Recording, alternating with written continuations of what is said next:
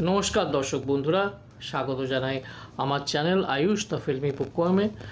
আর আজকের ভিডিওটা শুরু করার আগে একটা কথা বলতে চাই, যদি আমার আগের ভিডিওটা আপনারা না দেখে থাকেন প্লিজ দেখবেন।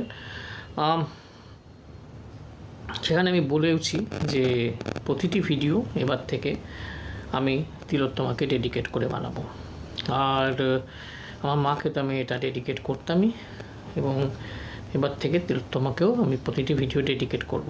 এটা অবশ্যই একটা কারণ, এবং দ্বিতীয় কারণ হচ্ছে যে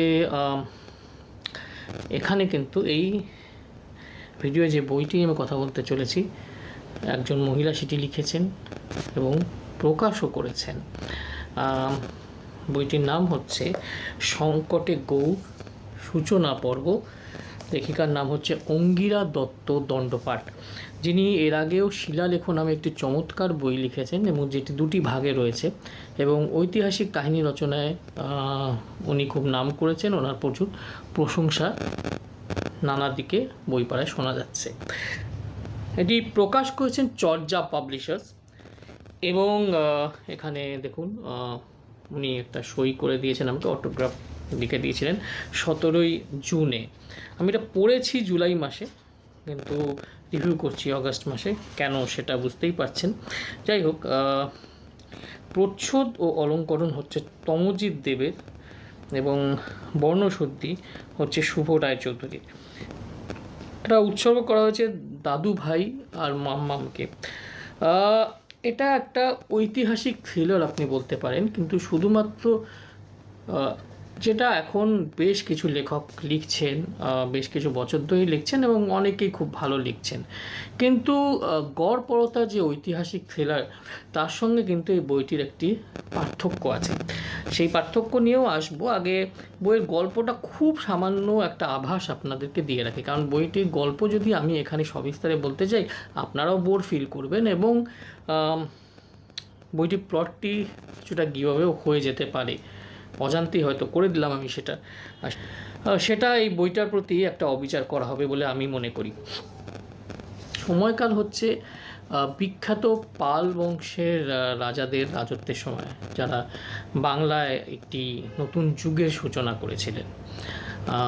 গোপালদেব দ্বারা প্রতিষ্ঠিত এই পাল বংশের কথা আমরা ইতিহাসে পড়েছি, কিন্তু যেটা হয়, এটা আমার বাংলা ইতিহাসের ক্ষেত্রে সেটা হয়েই থাকে আমার মনে হয়, সেটা হচ্ছে যে ওই সময়কার ইতিহাস খুব বেশি সবিস্তারে কিন্তু আমাদের স্কুলে পড়ানো হয় না। অবশ্যই যারা কলেজে পড়েন, পরে গিয়ে গ্র্যাজুয়েশন হিস্ট্রি নেন আর কি অনার্স হিসেবে, বা মাস্টার্সে বেঙ্গল হিস্ট্রিটাকে নিয়ে স্পেশালাইজ করেন, তারা হয়তো অনেক বেশি জানতে পারেন। কিন্তু আমাদের মতন যারা সাধারণ পাঠক, যারা হয়তো ওই স্কুলে মাধ্যমিক অবধি বা সিবিএসসি আইসিএসসি অবধি হিস্ট্রি পড়েছেন বা ইতিহাস পড়েছেন, তারা কিন্তু খুব দুঃখের বিষয় বাংলার এই বিখ্যাত রাজবংশটির ব্যাপারে খুব কমই জানেন। এটা আমার ধারণা, এবং আমার মনে হয় আমার ধারণা সঠিক। তো সেদিক দিয়ে এই প্লটটা খুবই অভিনব। সেখানে দেখানো হচ্ছে যে গোপালদেবের পুত্র যিনি ধর্মপাল তখন গৌড়ের সিংহাসনে, তখন হঠাৎ করে কয়েকজন মানুষ অর্থনীতি, গৌড়ের যে ইকোনমিটা ছিল সেটা ধ্বংসের জন্য তারা উঠে পড়ে লাগে, এবং বুঝতেই পারছেন একটা জাল সেটা ছড়িয়ে পড়ে, সেটা তাদের তখন বৌদ্ধ ধর্মের সময় বাংলায়, তো বৌদ্ধ যে মঠগুলো হয়, যে বৌদ্ধ বিহারগুলো ছিল, তার থেকে দোকান বাজার যেখানে লেনদেন হয় সব জায়গায় সেটা ছড়িয়ে পড়তে থাকে, এবং ছড়িয়ে পড়ার যে সবচেয়ে সহজ পন্থা, সেটা দিয়েই এটা ছড়িয়ে পড়তে থাকে। আপনারা বুঝে গেছেন হয়তো, কিন্তু আমি তাও বলবো না সেই পন্থাটি কী। যাই হোক, এবার রাজার যারা যে রাজা, তার অ্যাডভাইসাররা, তাদের সঙ্গে কিন্তু যে বৌদ্ধ বিহারের যে ভিক্ষুরা রয়েছেন, তারাও কিন্তু এটাকে প্রতিহত করতে উঠে পড়ে লাগে। তো এটা নেই মূলত একটু ঐতিহাসিক উপন্যাস লিখেছেন, এবং এখানেই যেটা আমি একটু আগে বলেছিলাম যে এই বইয়ের সার্থকতা, যে উনি খুব অন্যভাবে এই ঐতিহাসিক থ্রিলারটি লিখেছেন। যেমন ধরুন প্রীতম বসুর একটা দুটো ঐতিহাসিক থ্রিলার উপন্যাস রয়েছে, কপিলাবস্তু কলস একটা প্রাইম এক্সাম্পল বলতে পারেন, চৌধুরী চর্যাপদ বলতে পারেন। এছাড়া আরও অনেকেই ঐতিহাসিক থ্রিলার লিখেছেন বা লিখছেন। সেখানে আমরা দেখি সাধারণত, আমি রিভিউতেও বলেছি, যে একটা টাইম লাইনের ব্যাপার থাকে, মানে একটা বর্তমান সময়ের কিছু ঘটনার সঙ্গে অতীতকে মানে সম্পৃক্ত করার একটা চেষ্টা থাকে। বর্তমান সময়ে যে ঘটনাগুলো ঘটছে সেগুলো বিবরণ দেওয়া হয়ে থাকে। ধরুন বর্তমান সময়ের কোনো একজন চরিত্র আগের জন্মে হয়তো একটি ঐতিহাসিক চরিত্র ছিল, সেভাবে করা হয়ে থাকে। ক্ষমা করো হে প্রভু বলে রূপক সাহার একটি উপন্যাস আছে, সেটার মধ্যেও এর ছোঁয়া রয়েছে। তো এই ধরনের মানে এইভাবেই সাধারণত এই উপন্যাসগুলি লেখা হয়ে থাকে। হয়তো যারা লেখেন তারা ভাবেন, এবং সঠিকই ভাবেন, যে আধুনিক সময়ের ছোঁয়াটা একটু দিলে বা আধুনিক প্রেক্ষাপটের সঙ্গে সেই সময়কার প্রেক্ষাপটের কী মিল আছে, কী অ্যানালজি আছে, সেটা খুবই একটা চিত্তাকর্ষক বিষয় হয়ে উঠবে। এখানে কিন্তু সেটা হয়নি। এখানে কিন্তু বেশ একটা লিনিয়ার প্যাটার্ন, একটা সরল রৈখিক ভাবেই প্লটটি গেছে, এবং সেখানেই লেখিকার মুনশিয়ানা, যে একান্ত এই সরলরৈখিক প্লটটিকেই তিনি নানাভাবে খুবই থ্রিলিং করে তুলেছেন আর কি। আর কোনো বাংলা প্রতিশব্দ আমার মনে পড়ছে না, থ্রিলিং কথাটি যুক্তিযুক্ত হবে। এবং প্রতিটা পর্ব, খুব বেশি হলে দুটো পর্ব পরেই আমরা কিন্তু কিছু না কিছু টুইস্ট অ্যান্ড টার্নস পাচ্ছি, যেটা একটা মানে থ্রিলারের তো বটেই, বা ঐতিহাসিক বইয়েরও অন্যতম উপাদান। যদি সেখানে কিছু ঘটনাবলী কোনো দিকে মোড় না নেয়, তাহলে ব্যাপারটা খুব তাড়াতাড়ি বোরিং হয়ে যেতে পারে, ইতিহাসের কচকচি বলে মনে হতে পারে অনেক পাঠকের কাছে। এখানে কিন্তু সেটা একদম হয়। এটা একটা বিশাল বড় প্লাস পয়েন্ট আমি বলবো এই বইটির। আরেকটি হচ্ছে লেখিকার ভাষা। ঐতিহাসিক উপন্যাসে কিন্তু ভাষার একটা বিশাল বড় ভূমিকা থাকে, এবং এখানেও কিন্তু লেখিকার যে ভাষা সেটা খুব চমৎকার। আমি শরদিন্দু বন্দ্যোপাধ্যায়ের সঙ্গে তুলনা করছি না, আমি কারোর সঙ্গে তুলনা করছি না, কারণ ভাষা কিন্তু স্বতন্ত্র, খুবই আলাদা, বাকিদের থেকে খুবই আলাদা। যেভাবে ওনার যে বাক্যের কাঠামোটা বলুন, বা যেভাবে উনি কোনো জিনিসের বর্ণনা দেন সেটাই বলুন, খুবই আলাদা এবং খুবই সুন্দর আমি বলবো।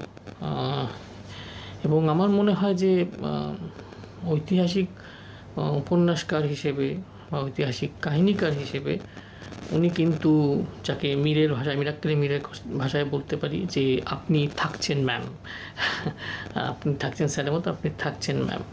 কারণ উনি কিন্তু একটা পার্মানেন্টলি নিজের জায়গা বানানোর জন্যই এসেছেন, যেটা আমি আগের গল্প সংকলন পড়েও বুঝতে পেরেছিলাম, এই উপন্যাসটা পড়েও কিন্তু আরও বেশি করেই যেন বুঝতে পারলাম। খুব শানিত ভাষা, এটা একটা আরেকটা প্লাস পয়েন্ট। তৃতীয় যে এই বইয়ের প্লাস পয়েন্ট আমি বলবো, সেটা বই হিসেবে বলবো, বইটির বাঁধাই বলুন, ছাপা বলুন, খুব ভালো, খুবই ভালো। এবং ফন্ট যেটা আছে, ফন্টটাও বেশ ভালো, মানে ইউজার ফ্রেন্ডলি ফন্ট। মানে কি বলবো, যাদের চোখে একটু পাওয়ার রয়েছে বা যারা একটু বড় ফন্টে লেখা পড়তে পছন্দ করেন, তাদের কিন্তু এটা খুব ভালো লাগবে।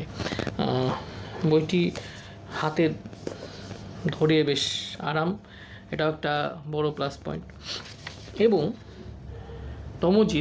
তমজিৎকে আমি বেশ কিছু বছর ধরে চিনি। তমজিৎ কিন্তু এই বইয়ের চমৎকার কাজ করছে। তমজিৎ বেশ কিছু বছর ধরে আমি দেখছি নানান পত্রপত্রিকায় আঁকছে, এবং খুবই ভালো আঁকছে, কিন্তু কোথাও যেন ভেরি গুড থেকে এক্সেলেন্ট সেই লেভেলে যেতে পারছিল না। কিন্তু এই বইটির প্রচ্ছদ এবং এই বইটির অলঙ্করণ দেখার পর আমাকে বলতেই হবে যে তমজিৎ এখানে এক্সেলেন্ট কাজ করেছে, 100% দিয়েছে নিজের, এবং সেটা বইয়ের লেখনির সঙ্গে খুব ভালো ম্যাচ করেছে, খুব ভালো গেছে। এবং সেটা কিন্তু খুব জরুরি একটা মানে অলঙ্কৃত বইয়ের ক্ষেত্রে আমার মনে হয়। এখানে একটা অলঙ্করণ যদি আমি দেখাতে পারি, তাহলে আমার এই দেখুন, খুব সুন্দর মনোক্রম, কিন্তু পেন্সিল স্কেচের খেলা আছে, খুব সুন্দর ইলাস্ট্রেশন আর কি। এরকম অনেক ইলাস্ট্রেশন রয়েছে। প্রচ্ছদটিও দেখুন, প্রচ্ছদটিও খুব সুন্দর একটা প্রচ্ছদ, মানে বইয়ের থিমের সঙ্গে খুব সুন্দর যাচ্ছে। আবার বইয়ের বিষয়বস্তুর ব্যাপারে কিন্তু একেবারেই কিছু রিভিল করছে না, খোলসা করছে না, কিন্তু সেদিক দিয়ে কিন্তু এটা একটা বড় প্লাস পয়েন্ট এই বইয়ের। আরেকটা খুব ভালো জিনিস এই বইতে রয়েছে যে এখানে টিকা দেওয়া রয়েছে শেষের দিকে। যে মূল চরিত্র রয়েছে, যেমন ধর্মপাল রয়েছেন, দেবপাল রয়েছেন, অজাতশত্রু রয়েছেন, বিষ বৈদ্য রয়েছেন, মানে বিহার কি জিনিস, হ্যাঁ, অক্ষোভ্য কী জিনিস, মথুরা বা কোথায় ছিল, সেগুলোর একটা টিকা উনি দিয়েছেন। তো সঠিক গ্রন্থ বলা যেতে পারে এই বইটিকে।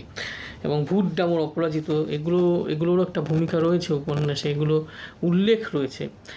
তো সেটাকে এইভাবে টিকা দিয়ে তিনি বইটিকে মানে স্ট্যান্ডার্ড, বইটির মান আরও অনেক বাড়িয়ে দিয়েছেন। দিয়ে প্রকাশক এবং চারি মাথা থেকে আইডিয়াটা বেরিয়ে থাকুক, তিনি প্রশংসার দাবিদার। এমন কোনো ফ্যাক্টর আছে কি যেটা বইটি আমার তেমন ভালো লাগেনি? ওভারঅল যদি আমি বইটিকে বিচার করি, তাহলে আমি বলবো যে হ্যাঁ, একটা ধৃষ্টতা হয়ে যাবে হয়তো, তাও বলি যে বইটির পৃষ্ঠা সংখ্যা হচ্ছে 164 পাতা এবং বইটির দাম হচ্ছে 350 টাকা। দামটা আরেকটু যদি কম হতো আমার মনে হয় সব পাঠকদের জন্য ভালো হতো, কিন্তু আবার দেখতে হবে যে বইটির প্রোডাকশান কোয়ালিটি কেমন। বইটির ছাপা বাঁধাই খুবই উচ্চমানের এবং এটি প্রথম বই যেটি এই প্রকাশনা থেকে বেরিয়েছে, কাজেই হয়তো সেজন্যই বইটির দাম একটু বেশি।